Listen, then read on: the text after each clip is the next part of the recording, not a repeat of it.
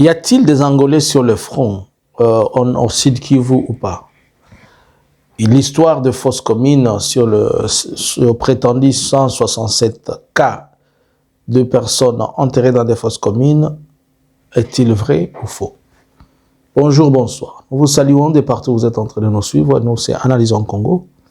Nous venons vers vous aujourd'hui pour essayer de parler ensemble et analyser et faire une mise à jour de la situation dans un sens large. Abonnez-vous, likez, partagez. Aujourd'hui, nous sommes le 2 mars 2026. Si vous pouvez nous suivre de partout sur nos chaînes, de toutes nos plateformes, allez nous suivre sur Facebook. Nous sommes en train de mettre à temps réel les informations concernant la situation qui évolue de l'Iran et d'autres situations sur Facebook. C'est là où nous faisons beaucoup plus de posts. Et ici, nous venons analyser des grandes lignes et des choses importantes. Alors, restez connectés avec nous, donnez-nous des likes, partagez, laissez ceci dans vos favoris. Ne manquez pas aussi de nous suivre sur Ekenews TikTok et Ekeswahili YouTube et TikTok, ainsi que Facebook. Alors, d'abord, cette question, elle commence à beaucoup revenir. On va y répondre et on va essayer d'apporter notre contribution. Si vous regardez cette courte image qui est passée dans plusieurs plateformes ou bien sur la toile, on montre des débris d'une attaque au niveau de l'aéroport de Bangoka. Et qu'est-ce qui s'est passé? L'AFC, selon les informations des journaux locaux, on dit que l'AFC a attaqué l'aéroport de Bangoka à 4 reprises par des drones, mais qui ont été neutralisés par le moyen de défense au niveau de l'aéroport de Kisangani. C'est ce qui est dit. Mais nous devons noter que c'est un message aussi qu'il ne faut pas négliger. C'est un message qu'il faut prendre au sérieux. Le premier attaque, ça il y a à 2 h du matin. Le second à 15 h. Il y a eu une attaque à 19 h. Pendant qu'un avion de CA voulait atterrir, il y a eu aussi une autre attaque. Mais ça n'a pas... on ne sait pas si ça a atteint le cible ou pas, mais la FRDC, de son côté, n'a pas fait de communiqué, mais de l'autre côté, la presse locale de Kisangani a déclaré que ces projectiles n'ont pas atteint les cibles. Là n'est pas le problème, moi, c'est le message. S'ils peuvent attaquer à 1000 km à partir de l'aéroport de Bangoka, c'est que les choses continuent à être sérieuses. Les choses continuent à être des choses qu'il faut prendre ne pas les prendre à la légère. C'est pourquoi dans une des analyses, j'ai posé la question que s'il advenait qu'il s'est décidé aussi de pouvoir attaquer de l'autre côté à Kinshasa, comment les choses vont se passer? Ça va être compliqué. Moi, je suis en train de me poser la question. Le gouvernement de la République démocratique du Congo prend l'argent du contribuable congolais. Il va acheter les drones aux frais du contribuable congolais. Et puis, il vient droner les contribuables congolais. Je ne sais pas si vous avez une explication sur ça. Donc, votre gouvernement achète des drones. C'est comme l'Iran, il achète des drones pour venir droner les citoyens iraniens. C'est comme les États-Unis. Il a des drones. Il va utiliser ces Reaper sur la population congolaise. Même la Chine ne peut pas utiliser les CHK. À plus forte raison, notre gouvernement achète des drones avec notre argent pour nous droner, nous. Ça, j'aimerais que quelqu'un se pose la question et qu'il réfléchisse. Moi, je n'ai rien dit, seulement vous avez compris quelque chose. Il y a des rumeurs qui disent qu'on a vu des soldats angolais sur le front. D'abord, on parlait de front sud, c'est-à-dire vers le sud Kivu. Et après, il y a quelques rumeurs qui disent que les Angolais sont à Kisangani. Je confirme, je vous parle d'une rumeur. Et même au Sud Kivu, je vous parle de la rumeur. Pourquoi? Puisque officiellement, l'Angola n'a pas envoyé des militaires portant ses uniformes au front. Mais on sait que l'Angola est en pourparlers proche avec Félix. Mais on a remarqué sur le front, certaines personnes ne parlant pas lingala, ne parlant pas autre langue, ils sont en train de parler portugais. On a aussi remarqué sur le même front qu'il y a des gens qui ne reçoivent que des ordres, qui ont difficile à échanger avec les autres en français. Ils ne reçoivent que des ordres en swahili. On dit ce sont des Tanzaniens. On a remarqué sur le front qu'il y a aussi d'autres couches de gens qui sont, on disait entre parenthèses que c'était des mercenaires, pas des mercenaires, mais on disait que c'est l'armée libyenne. On les a confondus, tantôt on dit ce sont des Somaliens, tantôt on dit ce sont des Libyens, puisqu'ils ont la couleur ils ont vu par la couleur de la peau, mais ils ne sont pas à mesure de parler swahili, ils ne sont pas à mesure de parler français, ni lingala, ni quoi que ce soit. Et là, ça porte un peu la confusion. Donc, sur le front, il y a 3 catégories de troupes qu'on a du mal à dire exactement d'où ils viennent. Mais le premier, ceux qui reçoivent, pas de Burundais, mais les autres, il y a une catégorie, il y a des Tanzaniens sur le front de l'axe sud, c'est-à-dire vers le sud Kivu, dans le territoire de Fizi, en montant vers le haut plateau, partout là-bas. Il y a aussi de ceux-là qui ne parlent pas une autre langue, ils parlent le portugais. Et c'est de là où les gens sont en train de se poser la question, est-ce qu'il y a des troupes angolaises sur le terrain? Moi, je pense que j'avais des informations comme quoi l'Angola pouvait entrer en jeu et Félix sollicitait qu'on puisse lui donner 4500 hommes, qu'on devait déployer une partie dans certaines lignes de front. Mais à ma connaissance et par l'expérience passée, les Angolais auront du mal à aller au-delà de 2000 km de leur frontière.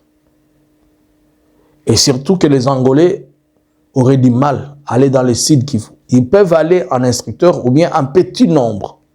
Mais le nombre considérable ne peuvent pas aller là-bas puisque les Angolais ne s'en sortent pas quand il s'agit de guerres dans le domaine, quand il s'agit de guerres comme celle de Sud Kivu, de Sud et Nord Kivu, à cause à la fois de la végétation, des reliefs, de climat. Il y a beaucoup d'aspects qui ne permettent pas aux Angolais de se retrouver là-bas. Au moins, si les Angolais sont déployés, ils peuvent, la limite, c'est dans la province orientale, à Kisangani, pas au-delà de Kisangani. Puisque, au moins, à Kisangani, ça répond quelque part aux formations qu'ils ont réussies. Tandis que ceux qui viennent de l'AFC Barème 23 de l'autre côté, ils ont cette double formation standard, cette formation standard, je veux dire, qui s'adapte facilement à l'Est, c'est-à-dire ils s'adaptent aux montagnes, ils s'adaptent aux collines, ils s'adaptent aussi au plat. Alors que l'Angola vient de reliefs qui ne sont pas comme les reliefs de l'Est. Il ne faut pas oublier aussi qu'en Angola, il ne fait pas froid, c'est une chaleur. Et à l'Est, vous avez au moins tous les 2 jours, 3 jours, vous avez la pluie, vous avez un froid impossible. Et il y a des montagnes qu'on ne supporte pas. C'est pourquoi vous voyez que vaincre la guerre à l'Est de la République, ça a toujours pris du temps à cause de ces choses-là. Ce sont des éléments importants que le civil ne tienne pas compte. Les gens veulent seulement dire on avance, on avance. Depuis que vous êtes en train d'apprendre que les gens se battent sur Point Zéro, sur Minembwe, on se bat. Vous savez, vous ne comprenez pas alors qu'il y a des fois des montagnes qu'il faut monter pendant 3 jours, 4 jours. Donc ce n'est pas facile. Alors, est-ce que nous pouvons confirmer qu'il y a des Angolais là-bas? Nous confirmons pas qu'il y a vraiment de troupes officielles angolais, mais il peut y avoir de mercenaires angolais, ou bien il peut y avoir des gens qui sont revêtis de cette couverture angolaise-là. Mais pour le moment, il est difficile que l'Angola se positionne en médiateur et qu'il soit aussi en partie dans le conflit. C'est comme la position de Ndayishimiye. Vous voyez, la position de Ndayishimiye, elle s'est définie par ses rapprochements avec Félix et surtout son besoin, puisque c'est un business, tout le monde le voit comme ça, c'est un business et aussi Ndayishimiye a besoin d'avoir une position avancée pour empêcher que toute chose n'avance vers chez lui. Qu'est-ce qui se passe avec l'histoire de fausse commune? Le gouverneur du Sud Kivu, Jean-Jacques Poroussi, avait fait un communiqué sur Top Congo où il a dit qu'on avait découvert les fausses communes au niveau d'Uvira. Et selon Jean-Jacques Pourou, 667 personnes, 262 personnes ont été découvertes dans les fosses communes. Ces gens, on les a enterrés. Je ne sais pas. Et Analysons Congo a pu vérifier, ou les partis vérifier ces choses. Toute la société civile d'ici d'Ouvira, personne n'est au courant de cette information-là. Ça, c'est un. De deux, les ONG qui peuvent donner des informations, ils n'ont pas cette information-là. Troisièmement, il était en train de parler de fosses communes où l'AFC avait enterré les gens. Moi, je suis parti chercher à comprendre ce qui s'est passé. Je vous explique. Pour aussi dit qu'il a des fosses communes. On l'a demandé de prouver et de démontrer là où il y a des fosses communes. Il a parlé de Kilomoni. Kilomoni, c'est vers la route qui va vers Bujumbura. Sont des cimetières. Et dans le cimetière, vers l'axe Kilomoni, on avait enterré des corps. Ceux qui les ont enterrés, c'était les CICR. Qu'est-ce qui s'était passé? Vous vous rappelez quand l'AFC est entré à Ouvira? La FRDC était déjà sortie. Tous nous avons vu comment la FRDC avait quitté, il a laissé Ouvira. Donc, en réalité, il n'y avait pas des affrontements. Maintenant, d'où va sortir les soi-disant massacrés ou bien les soi-disant personnes tuées? Ce sont ces petits résistants de Wazalendo, après avoir s'être drogués, et ils voient comment les gens sont en train de sortir. Ce sont eux qui se disaient non, et ils vont mourir pour la nation, et des histoires comme ça. C'est dans ces échanges que certains Wazalendo sont morts. Et des sources normales, des sources locales, et Analysons Congo a pu envoyer son équipe pour aller vérifier ces choses.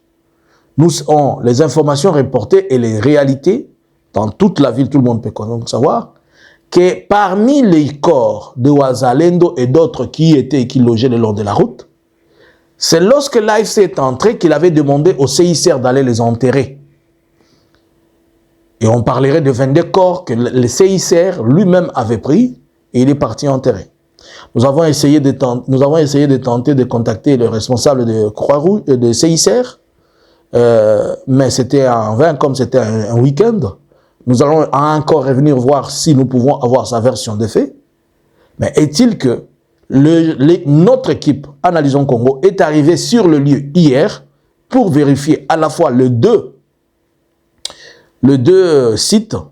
Il n'y a rien. C'est après, il y avait des difficultés pour avoir des images puisque la sécurité, elle est quand même à son comble.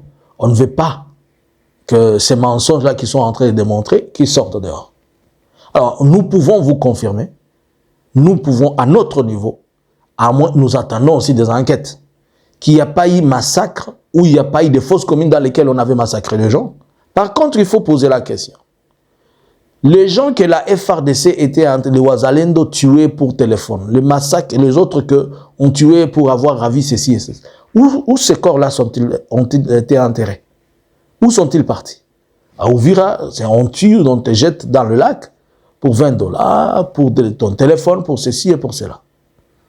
Donc, si je peux aider quelqu'un à comprendre, il n'y a pas eu massacre où on est en train de parler de fausses communes. Félix, ton Pouroussi t'a menti. Il n'y a pas de fausses communes. Pouroussi est en train de mentir puisqu'il sait que toi tu vis du mensonge, tu aimes les mensonges. Il n'y a pas de fausses communes à Ouvira. Il y a eu des gens qui sont tombés lorsque les Wazalendo qui sont tombés et le CICR s'en est occupé. Puisque quand notre équipe est arrivée sur le lieu, on n'a vu aucun corps en décomposition, on n'a vu aucun corps dehors, on n'a rien vu. Analysons Congo a envoyé une équipe sur place. Je vous parle de Kilomoni et je vous parle d'autres sites. Il n'y a rien. Nous avons été là vérifier. Et nous attendons toujours que le gouverneur, lui qui a parlé de massacre et qui a parlé de fausses communes dans lesquelles on a retrouvé, où il prétend que l'AFC M23 a tué les gens, qu'il le démontre. L'AFC aussi devrait se justifier de son côté. De son côté, son porte-parole a dit qu'il s'étonne qu'on leur dise qu'ils ont tué, qu'il y a eu massacre alors qu'il n'y avait pas de combat. C'est ça toute la question. Comment on a massacré qui dans les vides comme ça? Pendant tout le temps où l'AFC était à Uvira, tout le monde se plaignait, les gens se disaient ils étaient calmes, ils dormaient en paix. Et on a seulement vu au retour jusqu'aujourd'hui, Uvira c'est un Far West. Donc voilà un peu cette situation, ce débat que Pouroussi a mené. Il faudrait que lui-même, on attend que les vérifications de Human Rights Watch, on attend aussi que les autres nous convainquent et nous montrent que réellement, il y a eu des gens qui ont été massacrés et ils ont été enterrés dans des fosses communes. Vous savez, ces genres de choses, ces informations, quand ils viennent et vous les balayez, vous regardez comme ça, c'est plus tard, là où on est en train d'imputer des histoires qui n'ont pas de sens. À Genève, là, Thérèse Kaikwambe, le ministre de Justice, ont dit des histoires qui n'ont pas de sens. Et ils ont dit qu'il y a eu ces 17 000 cas de violence, de violence de tout genre. Mais quand vous regardez les rapports des Nations Unies, de l'OCHA, sur ce qui est de l'arrière-pays, moins l'AFC, on parle de 80 000 cas de violence de tout genre. Mais on laisse parler de 80 000 cas, on parle de 17 000, et les 17 000 ne sont pas bien documentés. Vous comprenez que c'est seulement un esprit où les gens sont animés de la destruction de la vérité et ils sont animés de spolier ou bien polluer les pensées et les têtes des gens. Alors, quelle est la situation actuelle sur le front international avec la situation de l'Iran? La situation continue à être confuse. Vous savez que les États-Unis ont pu découper tout ce qui est de la tête de la chaîne de commandement, depuis le guide spirituel et tous les chefs d'état-major. L'ancien président iranien aussi a été HS, celui qui est chargé des renseignements, tout le monde. Bon, on a élevé quand même des gens qu'il faut pour répondre. L'Iran a mis en place, a élevé des gens qu'il faut pour répondre. Hier, il y a des attaques qui ont continué en Israël, il y a des projectiles qui sont arrivés. À Dubaï, ce qui s'est passé, si on peut faire une mise à jour, c'est que il y avait des projectiles qui étaient lancés vers Abu Dhabi et les autres sont tombés à Dubaï à Dubaï, c'était les drones, comme on l'avait dit hier, qui étaient tombés à l'aéroport de Dubaï, qui a fait 4 blessés légers. Et les dégâts matériels qui ont été n'étaient pas si importants. On a déjà réparé ça. L'hôtel Palme qui avait réussi un projectile, c'est juste le fait, avait pris une partie. Mais ce n'est pas aussi tellement grave. Peut-être le dégât matériel, c'est ce qu'on paie, puisque vous savez, l'hôtel Palme, c'est lui qui a la forme d'une voile là. À Dubaï, c'est un emblème de tourisme aussi de Dubaï, qui a connu, il a été touché. On espère que ça va être réparé. En un mot, on a pu remarquer que parmi tous les pays du Moyen-Orient, les Émirats Arabes Unis, notamment Dubaï, et les Émirats Arabes Unis ont le meilleur système de défense, puisqu'ils ont pu intercepter pour le premier jour au moins 167 projectiles, presque, je ne sais pas, 50 ou 79 drones. Donc quand même leur système de défense, il est efficace. Mais il y a toujours des failles, peut-être qu'ils vont discuter demain ou après-demain. J'apprends que les Congolais qui sont à Dubaï, ils sont en train de se poser la question, ils n'ont pas reçu des informations concrètes, je ne sais pas d'où de ça. J'ai appris que le ministère du Tourisme des Émiratis a demandé à tous les touristes et les gens qui ont traîné, qui ont traîné à l'aéroport, ceux qui sont dans des hôtels, qui devraient garder leur patience et que leurs factures vont être honorées jusqu'au jour où le conflit, ces attaques vont finir. Coup de chapeau aux Émiratis dans les cas de tourisme. Je crois que cette guerre va s'arrêter vite. Pour des questions purement économiques et financières. Ça coûte trop cher à tout le monde. Un seul jour, si vous allez essayer de vérifier, les dômes de fer, en un seul jour, en un seul lancer, il peut dépenser 100 000 $. Et les dômes de fer a dépensé, il a déjà fait beaucoup de lancers pour protéger. Les Iraniens, ils ont dépensé aussi beaucoup tous ces missiles-là. Les USA, aujourd'hui, il y a le plus grand porte-avions des Américains, le Ford, qui est en route, qui est en train de partir vers cet axe où se trouve l'autre, George Bush, qui avait été, on dit qu'il a été touché. Alors, imaginez-vous que tous ces porte-avions vont faire au moins 2 semaines avant d'y être. Cela démontre qu'il y a un autre programme, à part celui qu'on est en train de faire, c'est que les USA planifient de faire autre chose avec l'Israël. Quelque part, l'Israël est en train aussi de menacer la Russie, qu'il arrête de déployer son système son bouclier de défense qui est le S-500 à l'Iran. Bon, on ne sait pas jusqu'où. La Grande-Bretagne est entrée dans la danse, puisque la Grande-Bretagne a demandé à ce que les USA utilisent ses bases après qu'ils soient touchés. La France est entrée dans la danse aussi. Donc, l'Iran, il est en train de jouer à celui qui n'a plus rien à perdre. Il touche tout celui qui veut le toucher. Donc, c'est devenu un peu généralisé là. Il faudrait que les négociations qui sont en train de continuer et les discussions au niveau diplomatique donnent des fruits. La RDC a donné son avis, la RDC les a demandé de respecter les voies diplomatiques. Je me suis dit, mais chez moi, là, les gens ont des problèmes. Lui-même ne sait pas respecter les voies diplomatiques qu'on lui a demandées. Il ne sait pas respecter les négociations. Il ne sait même pas respecter les cessez-le-feu. C'est lui qui est en train de dire, ah, il y a des gens qui ont des problèmes ici dehors. Alors, comme on vous l'a dit, nous essayons un peu de suivre et on pourra vous donner plus de détails après. Certainement, les gens ont dit que l'AFC a reconnu, il a fait son communiqué sur la mort de Willy Ngoma, oui. Mais je vous avais dit que le même 24, la FARDC aussi avait fait un tweet et disant qu'il avait tué Willy Ngoma. Si vous allez sur mon Facebook, vous allez le voir qu'il sera posé. Et vous allez le voir, c'est pas du fake, c'est du vrai. Alors, comprenez qu'il y a toujours un mouvement aller et un mouvement retour. Alors, nous continuons à observer et regarder ce qui est en train de se passer. Nous allons revenir vers vous pour vous apporter plus de détails et vous donner plus d'éléments corroborants et analyser ensemble avec vous la situation. Le front continue à bouger du sud Kivu au nord Kivu, dans les Massissi, ainsi que dans les territoires de Mwenga, Chabunda et consorts, et dans les territoires de Fizi. Nous allons toujours vous mettre à l'air et vous mettre au parfait de tout ce qui se passe. Bonjour, bonsoir. Analysins Congo subscribers.